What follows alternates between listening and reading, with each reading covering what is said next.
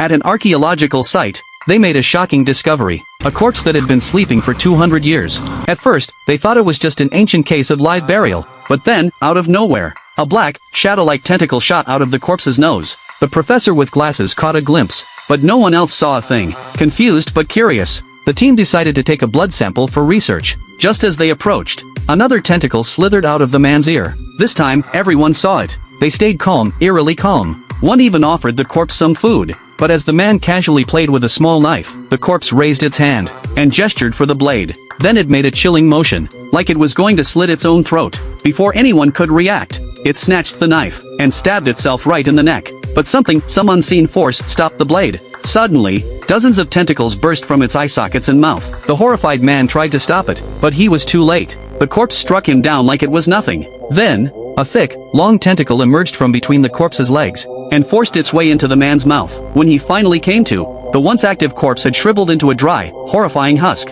He ran to tell the others what he'd witnessed. Everyone was stunned. Even though the woman didn't believe a word he said, she urged them to keep quiet and leave the site immediately. But back in his room, the man wasn't the same. He stared into the mirror for hours. His roommate thought he'd lost it. But the man whispered, "There's a 200-year-old monster living inside me." The roommate laughed and challenged him to arm wrestle. He lost easily. Mocking him, the roommate shoved him to the ground and beat him down without mercy. But just then, a tentacle slipped out of the man's pant leg. His roommate lost balance and smashed his head against the table, dead on the spot. Panicked, the man dragged the body away and tried to bury it in secret. But two employees happened to walk by. One pulled a gun and shouted, "Don't move." Before he could ask anything, the gun accidentally went off, and the driver shot himself dead. When others arrived, they saw something horrifying. The second driver was shooting himself repeatedly, as if trying to end his life. But no matter how many times he pulled the trigger, he couldn't die.